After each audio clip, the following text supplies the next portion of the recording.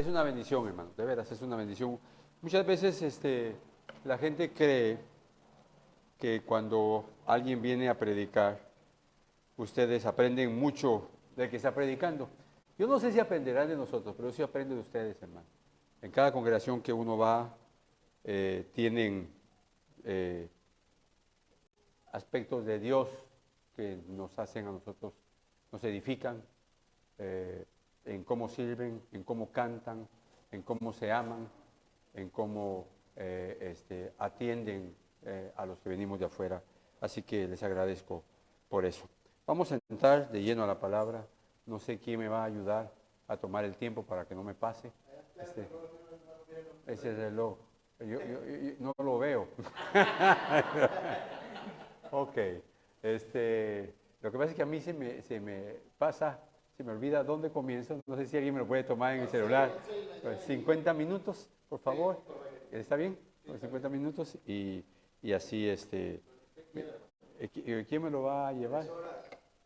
¿Tú me lo vas a llevar? ¿El tiempo? Me avisas cuando falten 10 minutos, ¿ok? Me sacas una tarjeta roja cuando falten 5.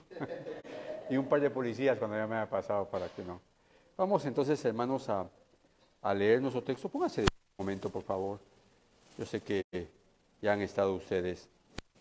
Pero vamos no es que la Biblia exija que estemos de pie para leer la palabra. Sencillamente, después usted va a pasar 50 minutos. Abra la palabra en Romanos capítulo número 3, versículo 9 al 18. Romanos 3, 9 al 18. Y la palabra del Señor, hermano, dice de la siguiente manera. Entonces, ¿qué? ¿Somos nosotros mejores que ellos? De ninguna manera, porque ya hemos denunciado que tanto judíos como griegos están todos bajo pecado.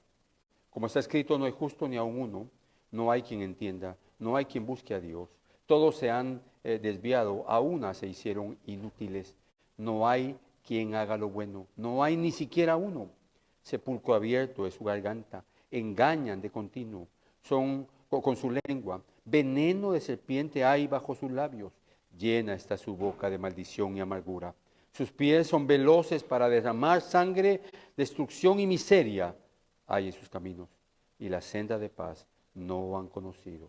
No hay temor de Dios delante de sus ojos. Señor, gracias por esta mañana. Gracias por esta iglesia, Señor. Gracias por los hombres que has levantado en este lugar, por las mujeres, Señor, que te sirven con esa fidelidad. Gracias por permitirnos conocernos, Señor. Gracias, Padre, por tu palabra. Te amamos, Señor, y sabemos cuánta necesidad tenemos nosotros de tu palabra. Ayúdanos, por favor, a poner atención, a estar atentos a tu palabra, a desear como niños recién nacidos esa leche no adulterada. Abre nuestro entendimiento para que podamos entender. Dame la sabiduría para transmitir tu palabra con fidelidad, Señor. Por favor, somete mis pensamientos cuando estos no vienen de tu palabra y que pueda hablar solamente lo que tu palabra dice. Así que nos ponemos en tus manos, glorifícate, Señor, trae salvación a algunos, Señor. Por favor, en el nombre maravilloso de Jesús se lo pedimos. Amén y amén. Pueden sentarse, mis amados hermanos. El 6 de agosto de 1945, era una mañana normal como cualquiera. Los padres se iban a trabajar, las madres agarraron a sus hijos y los llevaban a la escuela. Algunos otros se quedaban en sus casas y aquella pequeña ciudad empezó a funcionar como lo hacía cada día. Lo que ellos no sabían, lo que no sabía aquella ciudad, es que estaban a pocos minutos, eran las 8 de la mañana, y ellos no sabían que en 15 minutos vendría el infierno sobre ellos. No sabían que lo que les iba a pasar transformaría completamente sus vidas, incluso su físico. Transformaría su ciudad, sus casas, sus trabajos. No sabían ellos que las consecuencias de que el infierno viniera sobre ellos les llevaría a ellos 30, 40, 50, 60, 70 años las consecuencias de lo que había pasado. En el 6 de agosto de 1945, a las 8:15, Estados Unidos soltó la primera bomba atómica sobre Hiroshima. Y aquella bomba alcanzó 7 kilómetros, destruyendo casi todo. Murieron 75,000 personas en el instante. Y para finales de ese mismo año habían muerto 110,000 personas. Cuando nosotros leemos esos datos, cuando yo lo leí por primera vez ese dato, yo tenía unos 21 años, cuando leí ese dato me quedé asombrado de lo que había hecho las dos bombas en Hiroshima y en Nagasaki, las dos bombas atómicas. Y me asombró más las consecuencias de todo lo que vino después, como deformaciones en su físico, que no fue inmediatamente, sino que algunos 10 años después, cáncer, como leucemia, en diferentes sistemas del cuerpo. Pero todo eso, hermano, y no voy a detallar mucho más eso, todo eso nos sirve y nos ilustra para entender que si algo como la bomba atómica en Hiroshima o en Nagasaki causó tal destrucción, nos debía de llevar a pensar, y tal deformación, que el daño que causa el pecado. Nosotros le ponemos muy poca importancia al daño que causa el pecado. El pecado deforma. El pecado deforma a las familias, deforma a los hombres, deforma a las mujeres, deforma a los niños, deforma las instituciones y por supuesto que está deformando a la iglesia. Porque se han salido de la palabra. Y puntualmente nuestro texto, este dato histórico, se conecta con nuestro texto en el sentido de que nuestro texto, es decir, Pablo, está denunciando legalmente a los judíos y a los gentiles. Y Pablo le dice a los judíos, les enseña 4 peculiaridades, y es lo que tú aprenderás hoy. En este texto hay 4 peculiaridades de cómo los hombres están controlados por el pecado. El hombre sin Cristo está controlado por el pecado. Pero usted debe tener en cuenta esto. Hay miles de gente sentadas en la iglesia los domingos que se llaman cristianos y no lo son. Porque un cristiano, hermano, que no ora, no puede llamarse cristiano. Ya le lancé la primera bomba atómica. Un cristiano que no ora no puede llamarse cristiano. ¿Por qué razón? Porque es que como usted diga, mi esposa, pero llevan 2 meses de no hablarse. 1 año de no hablarse. Usted como esposa no permitiría que su esposo le quite el habla. Y si lleva 1 semana y usted ya se ha tardado de venir con el pastor y decirle, pastor, mi esposo no me habla. Y es el que, bueno, no voy a decir ningún privilegio, sino es el que limpia los techos. O es el que predica. Es decir, usted tiene que entender que la oración dice mucho de alguien que ha nacido de nuevo. ¿Por qué razón? Porque anhela comunicarse con su Señor y su Salvador. Dicho esto, entonces yo quiero que vayamos al primer punto. Le dije que hay 4 peculiaridades de cómo una persona es controlada por el pecado. Y la primera está en el versículo 9. Y el versículo 9, Pablo dice, entonces, ¿qué? ¿Estamos en desventaja? En ninguna manera. Pues ya hemos acusado que tanto judíos como griegos, que todos están bajo pecado. Todos están bajo pecado. Ahora mire, esa es una acusación bíblica, escritural. Pero antes de eso, si usted examina Romanos tiene 16 capítulos. Del 1 al 8, Pablo explica la obra de la redención de Dios Padre, Dios Hijo y Dios Espíritu Santo. Pablo explica en Romanos el Evangelio y explica 3 cosas: la justicia de Dios, la justificación, la santificación y en un futuro la glorificación. Cuando Pablo termina, agarra el capítulo 9, 10 y 11 de Romanos. Y ahí él se dedica a los judíos, cómo los judíos necesitan también de la justicia de Dios. Y luego, en el capítulo 12, 13, 14 y 15, ahora Pablo aplica esto, la justicia de Dios y la santificación, a los verdaderos creyentes. Y es a los creyentes que en el capítulo 12 empieza a hablar sobre el hecho de nosotros entregar nuestro cuerpo como un sacrificio vivo, santo, agradable a Dios. Que presentemos nuestro cuerpo como un sacrificio vivo. Acompáñenme a leer Romanos 12:1, por favor, para que no me salga del texto. Por tanto, 12:1, por tanto, hermanos, les ruego por la misericordia de Dios. Miren la expresión, tanto de hermano, le está hablando a los creyentes, les ruego por la misericordia de Dios que presenten sus cuerpos como un sacrificio vivo, santo y aceptable a Dios, que es vuestro culto racional de ustedes. No se adapten a este mundo.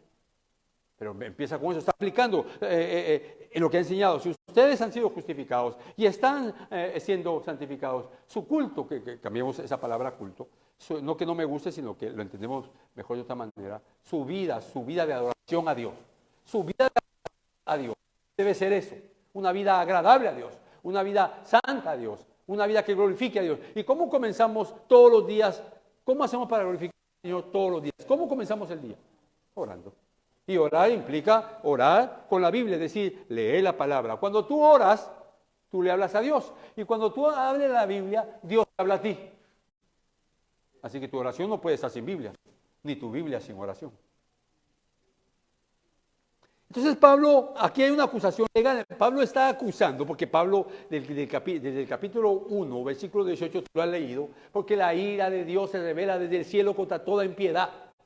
Empieza a acusar a los gentiles. Capítulo 1, 18 y hasta el 2, Dios acusa, comienza el 2 o antes de comenzar, acusa a los gentiles. Pero en el capítulo 2, Dios acusa a los judíos. Pero en el capítulo 3, Pablo agarra a los dos y deja de acusarlos, él. Y ahora saca el documento legal para demostrarles que todos son pecadores. Y ese primer versículo de 9 dice, ¿entonces qué? ¿Estamos en desventaja? En ninguna manera. ¿Es entonces qué? La idea de esa conjunción es, ¿acaso necesitan ustedes más testimonio? Después de todo lo que les he dicho, ¿ustedes necesitan más testimonio que son pecadores? Por supuesto que no. Nadie puede hacer esto. Así que pasa a denunciar a los judíos, ya se lo dije, capítulo 1 al 29 y del 1 al 8. Pero aquí Pablo está ya dando ese documento legal para todos. Él dice, ¿somos nosotros mejores que ellos? ¿Los judíos son mejores que los gentiles? No. Y la misma pregunta debía ser para la iglesia. ¿Somos nosotros mejores que los inconversos? No, en el sentido de que estamos aquí por la gracia de Dios. No porque seamos mejores. Odiamos el pecado por la gracia de Dios. ¿Somos libres del poder del pecado por la gracia de Dios? ¿Somos mejores que ellos? No. Somos producto de la gracia de Dios. Somos producto del poder del Evangelio. Pero entonces hay que dar testimonio. Un pastor me preguntó, pastor, ¿algún consejo de cómo recoger la ofrenda? Pastor, ¿no tiene otra pregunta? No, pero es que yo quiero saber cómo recoger la ofrenda. Bueno, lo único que le voy a decir es que la ofrenda es la expresión de un corazón nacido de nuevo. Un corazón nacido de nuevo no va a necesitar que le estén empujando que ofrende. Un corazón nacido de nuevo es un corazón dadivoso. ¿Por qué Pablo dice en Corintios que Dios ama al dador alegre? ¿Por qué? O sea, que Dios hace acepción de personas. No, es que Dios ama todo lo que se parece a Él. Y Dios nos da en abundancia. Y siempre nos está dando. Dios, usted no puede creer que si usted no trae una ofrenda al altar, Dios lo va a maldecir. Dios no es así. La ofrenda solo es una expresión de que usted ha nacido de nuevo y usted está agradecido con Dios por todo lo que hace y entiende que la comisión de Dios, que la misión de Dios es la misión de la iglesia. ¿Y cuál es la misión de la iglesia? Ir y predicar el Evangelio y de hacer discípulos a todo el mundo. Y para que se haga esa obra, se necesita dinero. A todos nosotros nos salió gratis la comida ayer, pero fueron ustedes las que la pagaron. Yo por eso no comí, porque no voy a hacer que me cobren, dije cuando llegué. Aquí, todos están bajo pecado. Lo que está diciendo aquí, en este primer versículo, Pablo, es entonces que estamos en desventaja en ninguna manera, pues ya hemos acusado que tanto judíos como griegos, que todos están bajo pecado. Eso entiéndase que todo el mundo es esclavo del pecado a menos que sea liberado por Cristo Jesús. Yo estoy presuponiendo que estoy hablando con gente que ha sido liberada del pecado. Pero eso solo usted lo puede saber. Porque cuando usted está solo, a solas, o cuando usted está solo, ahí usted sabe quién es. ¿Qué le sube a su corazón? ¿Qué deseos tiene? Nuestro segundo punto, hermano, empieza en el versículo 10. Se lo leo. Como está escrito, y me encanta esto porque esta es una denuncia bíblica, Dios lo ha inspirado. Como está escrito, no hay justo ni aún uno. Esta es la denuncia del Señor. No hay justo ni aún uno. Así que eso de no hay justo ni aún uno, en estos versículos del 10, si usted está apuntando, al 12, hay 7 distintivos que definen la naturaleza de pecado. Por eso yo le he titulado esa enseñanza, Controlados por el pecado. Y el primero es, como está escrito, no hay justo ni aún uno. Aquí está hablando de una naturaleza de pecado. Para explicárselo un poquito más, ¿por qué una tortuga no puede ladrar? Bueno, tal vez si la llevamos a una iglesia carismática empieza a hablar lenguas y entonces puede ladrar. No, ¿por qué no puede ladrar? Porque no es su naturaleza. ¿Por qué hay un montón de gente creyente que no puede dejar de pecar? Porque no lo es. El pecado es un asunto de naturaleza. Por eso Jesús le dice a Nicodemo, o Nicodemo le dice a Jesús, sabemos que has venido de Dios, porque nadie puede hacer las cosas que tú haces. Era no el Mesías, sino que uno más. Y Jesús no responde a la necesidad de su intelecto, sino Jesús responde a la necesidad de su ser interior. Y Jesús le dice a Nicodemo, te es necesario nacer de nuevo. Pero aquí detengámonos un poco. ¿Quién era Nicodemo? Era uno de los maestros de Israel. Era un hombre de buen testimonio. Era un hombre apegado a la ley. Era un hombre que para hacerlo, dice, cumplía los más de 3,000 tradiciones que tenían los escribas. Así que era íntegro, amaba a su esposa, a sus hijos, no cometía adulterio, pero su pecado era religioso. ¿Por qué? Porque no había nacido de nuevo. Y Jesús le dice, te es necesario nacer de nuevo. Uno puede orar, leer la Biblia, venir a la iglesia, etcétera, etcétera, pero está controlado por el pecado. ¿Sabes por qué me animo yo a hablar de estas cosas desde los púlpitos, hermano? Y estoy consciente de que cuando hablo esas cosas, puede ser que sea la última vez que la hable en esta iglesia. Porque te voy a explicar algo que no se explica en las iglesias.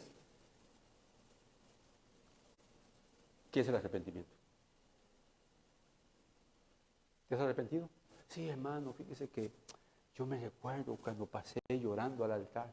No me puedo meter con tu experiencia personal. La experiencia personal, por eso se llama experiencia personal. Yo no puedo meterme con eso. Pero con lo que sí me voy a meter, dice la Escritura. Y después de ese momento romántico que tuviste, te levantaste y ¿qué pasó? Sigues en tu casa gritando, no pides perdón cuando a tus hijos cuando los ofendes, no les pides perdón a nadie. El arrepentimiento tiene 6 elementos en las Escrituras, que son los que brotan cuando alguien se arrepiente. Pero no se lo voy a decir porque el tema no es el arrepentimiento. Solo te voy a decir uno. Al fin, el hijo pródigo se dio cuenta que era pecador. Cuando tú vienes, pastor, O llamas a una hermana con aquella urgencia, hermana, encontré al esposo de la hermana fulana con otra mujer y estaban abrazados. Bueno, perdón que dije ustedes, un ejemplo en otra iglesia. ¿Sabes qué estás diciendo con esto? Que estás más enfocado en los pecados de otros que en los tuyos. Vamos a hacer, anda con otra mujer. Pero tú conoces tu corazón. Y tu corazón y el corazón del hombre es una oscuridad tan profunda, llena de pecado. Hermano, Jonathan Edwards, un hombre santo en la iglesia, el gran avivador de Estados Unidos, él predicando dijo esto: cuando veo mi corazón, veo una oscuridad muy profunda, más aguda que el infierno. Jonathan Edwards. Pero ¿qué estaba pasando con Jonathan Edwards? Entonces era un pecador. Es que el arrepentimiento, hermano, mientras más nos acercamos a Dios, nos hace ver que tan pecadores somos delante del Señor Jesús. Entonces el arrepentimiento, una de sus características es precisamente eso, que tú te ves y sientes dolor por tu pecado, te das cuenta que eres pecador, odias el pecado, ya te dije 3. Odias el pecado. Confiesas tu pecado. Restituyes tu pecado y te alejas del pecado. Eso es arrepentimiento. Así que esto es un asunto de naturaleza. Regresamos a la tortuga que la dejamos parada. Es un asunto de naturaleza, no puede. Y el pecador, si no ha sido liberado, aunque haya hecho 10 veces la confesión de fe, sigue siendo su naturaleza de pecado. La segunda característica, en este segundo punto, está en el 11 también. No hay quien entienda. ¿Por qué no pueden entender? Porque esa expresión, no hay quien entienda, significa una ignorancia espiritual. Ignorancia espiritual, hermano, es no saber que yo nací, que Dios nació para que Dios fuese glorificado. Ignorancia espiritual significa, hermano, que yo no logro entender que todo lo que hago. Por ejemplo, ¿qué debemos de hacer cuando llegamos a la iglesia? Glorificar a Dios. La pregunta es ¿cómo? Vamos a glorificar a Dios orando la Escritura, leyendo la Escritura, cantando la Escritura, predicando la Escritura, escuchando la Escritura y viviendo la Escritura. El mejor lugar para que tú vivas la Escritura es aquí. Bueno, uno de los mejores lugares. ¿Por qué? Porque tú tienes que ser tal y como eres. Que los hermanos te conozcan así como eres en tu casa.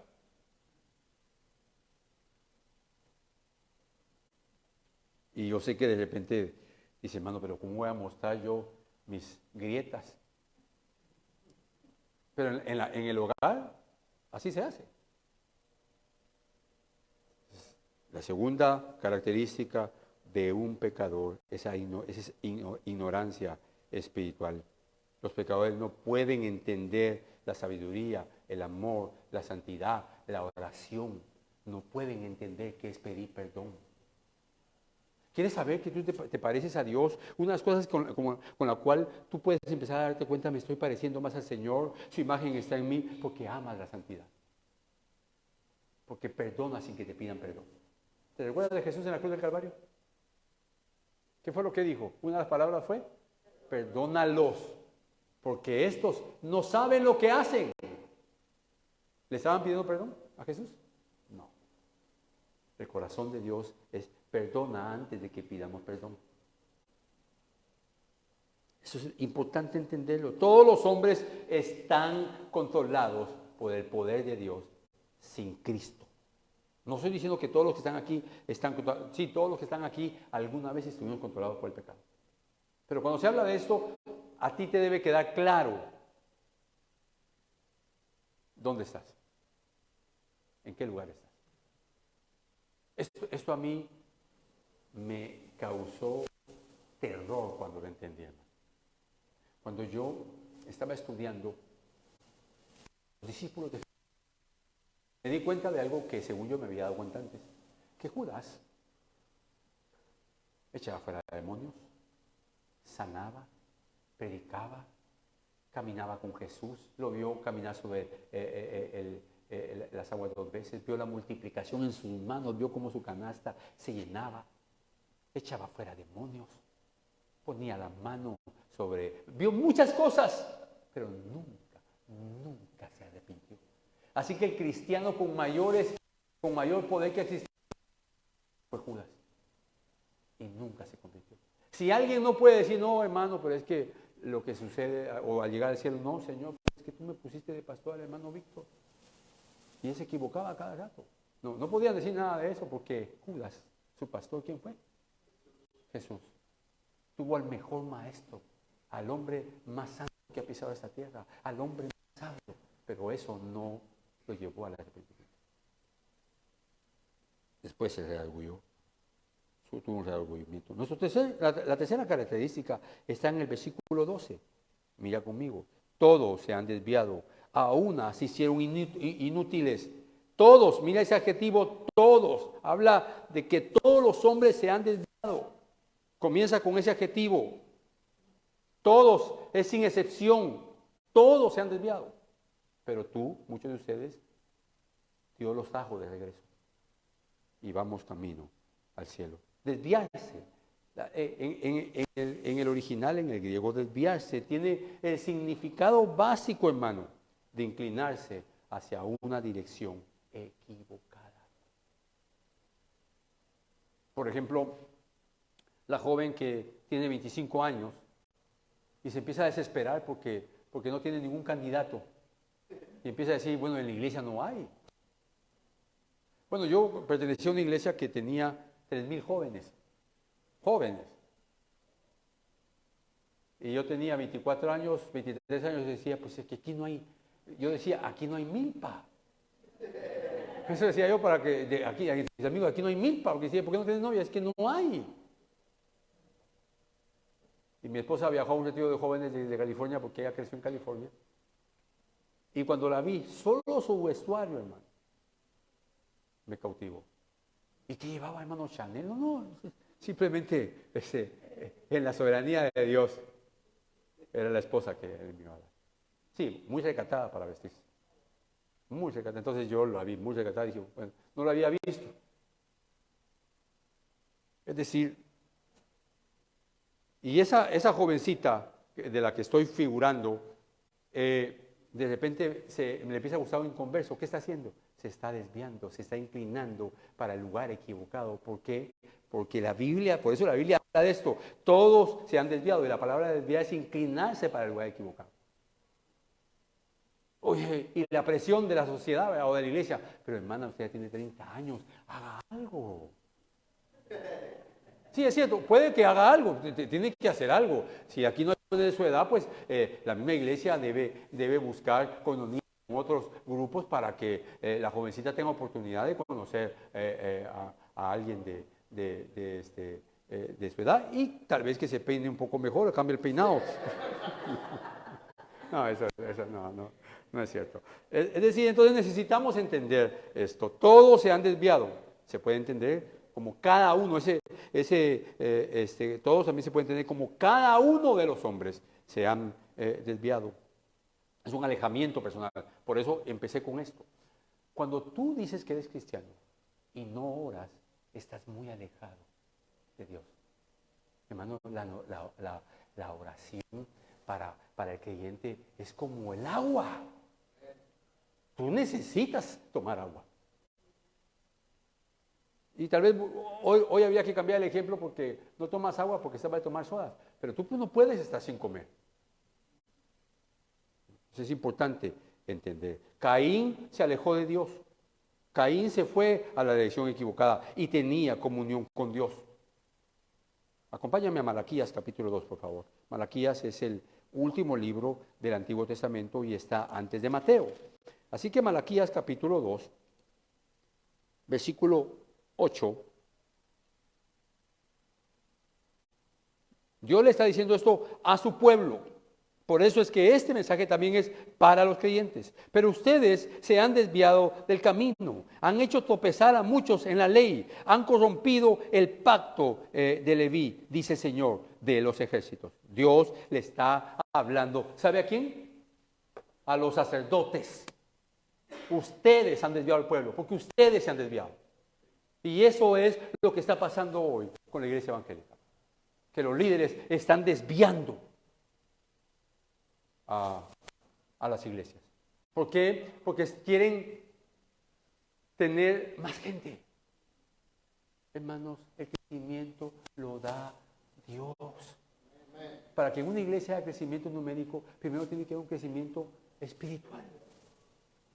Hermano, llevo 2 años de que mi iglesia no crece. ¿Usted qué cree que está pasando? Bueno, si la pregunta fuera, hermano, mi hija tiene 3 años y todavía no tiene novio, ¿qué diría usted? ¿Qué consejo me da? Bueno, ¿sabe qué, hermano? Quítese ese pensamiento deformado. ¿Para qué va a tener, está pensando en novio para su hija de 3 años? Igual, la iglesia va a crecer cuando la iglesia haya crecido espiritualmente. Mientras tanto, la iglesia está madurando para poder dar ese tipo de fruto. Y no es excusa para que no salga a evangelizar. Ahora, todo esto, ¿por qué Pablo está diciendo todo esto? Porque Pablo lo que está diciendo en el Evangelio, porque Romanos es una carta que se concentra en el Evangelio, es porque Pablo, en Romanos, acompáñenme, en Romanos capítulo 1, por favor, versículo 16, y lo que 17. Es la idea central de todos Romanos, versículo 16 y 17. Porque no me avergüenzo del Evangelio, pues es el poder de Dios para la salvación de todo aquel que cree, del judío primeramente y también del griego. Escucha esto, porque en el Evangelio, y esta es la idea central, porque en el Evangelio la justicia de Dios se revela por fe y para fe, como está escrito, más el justo por la fe vivirá. La iglesia necesita predicar el Evangelio porque los hombres están controlados por el pecado. Esto es urgente. ¿Te recuerda que comencé con la bomba de Hiroshima, los estragos que causó? Hay un doctor que dice, un doctor japonés, atendí a 1000 pacientes en un lapso de 4 semanas. Me retiré de la carrera porque los 1000 se me murieron. Es decir, no era culpa de él, pero dijo, soy médico y no puedo salvar a nadie de estos estragos, mejor me retiro. Fue tan frustrante para él que se retiró. Amados hermanos, el mundo se está muriendo por el pecado y está siendo deformado. Y la iglesia está pensando más en salir de aquí e ir a comer. Y no es pecado comer. Coma y después se juntan, o júntense para comer y después salen a evangelizar. Y ahí mismo a la mesera donde está, la evangeliza. Acabamos nosotros de estar el viernes en un restaurante y entró una mujer vendiendo unas, ¿cómo se llaman? Donde se mete el dinero, ¿no? Alcancías, unas alcancías. Y nos dice, sea verdad o mentira, mi tarea es creerle. Nos dice, hermano, perdón, ¿me pueden comprar para que tenga desayuno mañana para mis hijos? Eran como las 8 de la noche. Yo les respondí, no le puedo comprar nada porque donde me lo llevo y ya no tengo niños pequeños, pero sí lo que puedo hacer es ayudarle para que tenga comida para sus hijos. Entonces saqué los pesos y les di, varios hermanos ahí le dieron también dinero, pero solo quiero que me escuche. Quiero que me escuche por 15 minutos. Y le dije, lo que usted está viendo en este momento, usted entró a este lugar creyendo que venía a vender.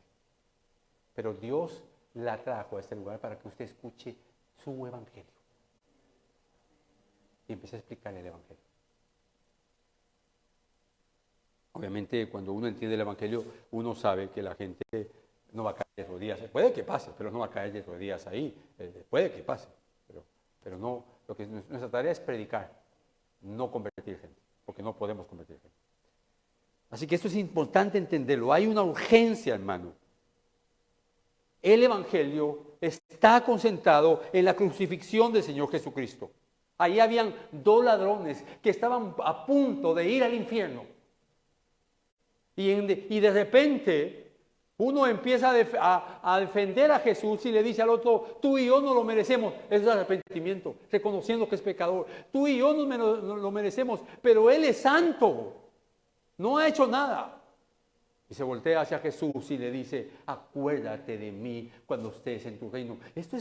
Hermano, esto es glorioso, porque Jesús estaba deformado por los golpes que le habían dado, ensangrentado. Y Él es el primero que reconoce a Jesús como rey. Reconoce que es un rey.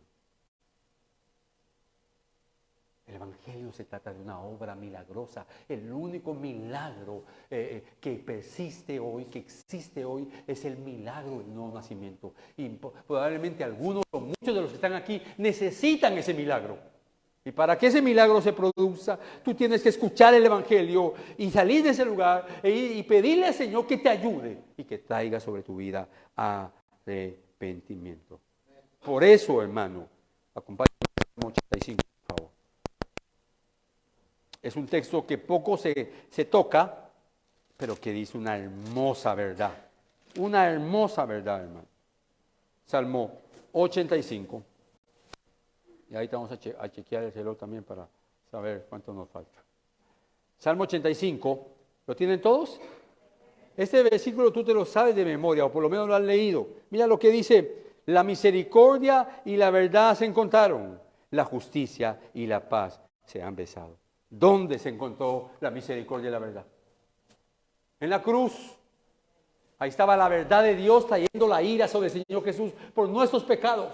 Pero al mismo tiempo estaba la misericordia de Dios salvando a un ladrón que merecía la muerte y también los pecados de él habían sido puestos sobre Jesús. Y ahí estaba la misericordia de Dios sobre todos los hombres, los que lo golpearon, los que lo crucificaron, los que blasfemaron contra él. Un montón de gente hablando contra el santo. Y todos esos pecados los había puesto Dios sobre Jesucristo. La misericordia, no matando a todos esos. Y la verdad, la ira de Dios sobre el Hijo de Dios. La misericordia y la verdad se han encontrado. Y la segunda parte, la justicia y la paz se han besado. Más adelante le menciono eso. Y vamos ya 4 peculiaridades. No hay justo ni a uno, no hay quien entienda, no hay quien busque a Dios. Es decir, no hay quien busque a Dios, es estar inhabilitado. El hombre está inhabilitado a buscar a Dios. ¿Se recuerda cuando Adán pecó? ¿Qué fue lo primero que pasó? Solito se escondió, se alejó de Dios. Y cuando Dios lo encontró, ¿qué le dijo? ¿Dónde estás? ¿Por qué le preguntó eso? ¿Te has puesto a pensar por qué le preguntó eso? ¿Sabía Dios dónde estaba? Por supuesto. Entonces, ¿por qué le preguntó eso? La pregunta es retórica. La pregunta era para que Adán se diera cuenta de dónde estaba. Porque Adán todavía no se había dado cuenta que estaba muerto espiritualmente. Y por eso estaba alejado de Dios. Y eso nos enseña esto. El hombre está inhabilitado. Esa palabra que yo estoy buscando a Dios. Claro, está bien, úsala, pero úsala de esa manera. El Señor me permite cada día buscarlo. El Señor me mueve a buscarlo. El Señor me empuja a buscarlo. El Señor me despierta a buscarlo. Porque hasta eso hace Dios, hermano. Te levantas a las 4 de la mañana y cuando miras el reloj, ay no, yo tengo que llegar a la almohada y a seguir durmiendo. No, levántate a orar. ¿Sabes que la oración es una batalla? Todos los días. Hermano, usted como pastor me imagino que usted no tiene problema. No, todos los días me levanto y lucho con este cuerpo. Algunos, hermano, yo tengo la bendición y así he sido desde joven, que me levanto muy temprano. Yo a las 4:30 ya estoy de pie. Y me levanto. Levantarme a orar no es el problema. Cuando me pongo a orar, empieza la batalla. De diferentes maneras. Y algunas veces uno tiene que batallar media hora, 40 minutos, hasta lograr vencer eso. Y entonces empieza la oración. Hay veces que al minuto ya está uno listo. Pero la oración es una batalla. Para algunos hasta para levantarse. Y el 4 ya te lo expliqué, se han desviado. La quinta peculiaridad es en el 12. A una se hicieron inútiles. Esto a una, de nuevo, señala a toda la humanidad. Pero la pregunta es, ¿por qué se hicieron inútiles? Porque la inutilidad del pecador tiene que ver con esa incapacidad de funcionar como ser humano. Hermanos amados, Dios hizo a las mujeres para que fueran ayuda de su esposo. ¿Qué significa ayuda? Significa complementarlo. Significa potenciarlo. ¿Sabes que la misma palabra que utiliza Pablo para hablar que la mujer, la esposa, es ayuda idónea, es la misma palabra que utiliza para decir que el Espíritu Santo es nuestro ayudador? Así que la palabra ayuda no quiere decir que la mujer sea menos, quiere decir que el hombre necesitaba una mujer, una esposa, que lo ayudara, que lo potenciara, que sacara lo que él no iba a sacar sin ninguna esposa. No necesita dos, eso ya es un desvío. No necesita tres, todo eso es una aberración. Así que aquí el hombre se ha hecho inútil. Aquí no por la esposa, está hablando de los dos. Inútil, ¿por qué? Porque no funciona como ser humano. Por eso hoy las mujeres creyentes hablan de divorcio. Los hombres hablan de divorcio. No entienden qué es el amor. El amor no es un sentimiento, hermano. No lo es. Hay que definir en esta época todas esas verdades. El amor de Dios. ¿Cuál es la mayor expresión de amor que Dios nos muestra? La cruz del Calvario. Y cuando Dios puso a su Hijo en la cruz del Calvario, Dios estaba lleno de gozo, de romanticismo. No. Su corazón lloró. Pero entregó lo mejor que tenía. Y eso es amor. Amor entonces es sacrificio. Los padres sabemos el sacrificio. Cuando los niños están pequeños. Y hay cosas que el hombre no puede hacer y solo la mujer hace. Cuando la mamá está dando de mamar a su hijo de 3 meses, de 4 meses, de 6 meses, y el niño grita y grita. No le puede decir al papá, anda, por favor. Tiene que ser, ¿por qué se levanta? Porque esa mujer con 41 de temperatura se levanta y da de mamar a su hijo. Eso es amor, eso es sacrificio. A los jóvenes hay que enseñarles, hermano, que el matrimonio, se llega al matrimonio con esta definición, un amor sacrificial. El joven tiene que entender que él, cuando se case, va a vivir los 40, 50 años ese matrimonio buscando el bienestar de su esposa, no el de él. Pero el tema no es matrimonial. Usted me saca del tema. Se hicieron inútiles. Esa es la inutilidad del pecador. Esa palabra inútil tiene que ver con volverse perverso.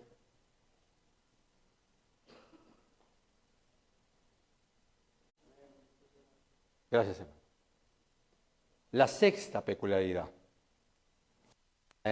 Ahí también 12. Regresemos a Romanos, por favor. 9, ¿me dijiste o 19? 9. Mire lo que dice, perdón, el 12 elegí, al 1.12, ¿verdad? 1.12. Todos se han desviado, aún se hicieron inútiles. No hay quien haga lo bueno. No hay quien haga lo bueno. Es una repetición del primer cargo y un resumen de los 5 anteriores. Lo resume de esa manera.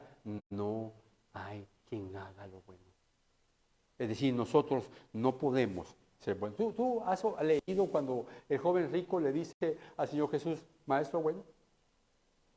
¿Tú sabes por qué Él le dice, gracias hermano, tú sabes por qué Él le dice, bueno solo mi Padre? O sea que Jesús no era bueno. Claro que sí. Pero el joven le dijo, Maestro bueno.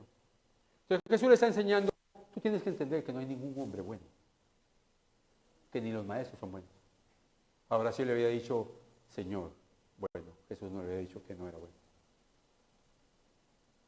Así que lo que está diciendo ese versículo es que no hay ningún hombre bueno.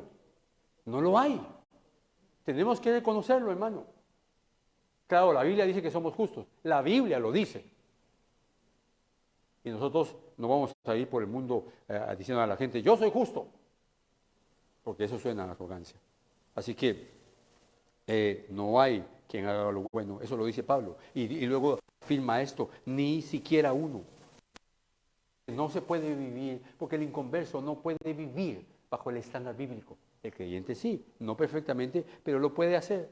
Y entonces Pablo afirma esto, no hay ni siquiera uno, y está sellando esto. En otras palabras está diciendo, ustedes están atrapados en su naturaleza, por eso necesitan el Evangelio, porque en el Evangelio se revela la justicia de Dios. ¿Qué significa eso? Que en el Evangelio Dios toma a una persona, lo levanta de los muertos, le imputa la justicia de Cristo del Calvario y lo declara justo. Y ese es el Evangelio. Y lo que nosotros tenemos que entender. Entonces regrese conmigo a ese texto y solo en su mente que leímos. La verdad y la misericordia se han encontrado. Y la otra parte, la justicia y la paz se han besado. La justicia y la paz se han besado. En la cruz, hermano. ¿Por qué? ¿Por qué? Pregunta a la gente, ¿por qué si Dios es justo? Ni siquiera entienden la pregunta. ¿Por qué si Dios es justo? Hay tantas niñas violadas. Hay tantos niños con hambre. Porque si Dios aplicara su justicia, hermano, ¿qué pasaría? Debemos de morir. Todos debemos de morir. Así que esos niños estén con hambre es responsabilidad de los hombres.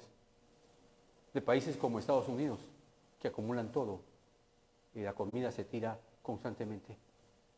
Si toda la comida que compra la nación de Estados Unidos para los animales, ese dinero se usara para comprar comida, se alimentaría a todos los niños que tienen hambre en la región de Asia y de África. Que el hombre pecador la está acumulando. No hay uno solo. Así que en la cruz se manifestó la justicia de Dios, porque al fin Dios hizo justicia. A Dios, algunos hablaban de los judíos y le decían, y si Dios es justo, no hace nada contra el pecado. Ha pasado 1000 años y Él no hace nada. ¿Es loco? Claro que no. La Biblia dice que por su tolerancia, en Romanos 3, Dios pacientemente esperó hasta la venida de su Hijo. Y si Dios no nos ha dado, hermano, no nos mató antes de conocerle, era por su tolerancia, no porque no sea justo. Y si Dios todavía está esperando que tú vengas a Él, es por su tolerancia. Pero lo que sí tú tienes que estar seguro es que tú no vas a tener un día más porque creas que vas a tener un día más. La única oportunidad que tú tienes es hoy. El mañana puede que la tengas, pero no lo tienes seguro. Como no lo tiene seguro ningún inconverso. Cuando a un inconverso se le predica el Evangelio, hay que decirle que esta podía ser su última oportunidad. No, yo tengo 18 años. Eso no es garantía de nada. Pero la misericordia, hermano, y la verdad se encontraban. La justicia y la paz se besaron.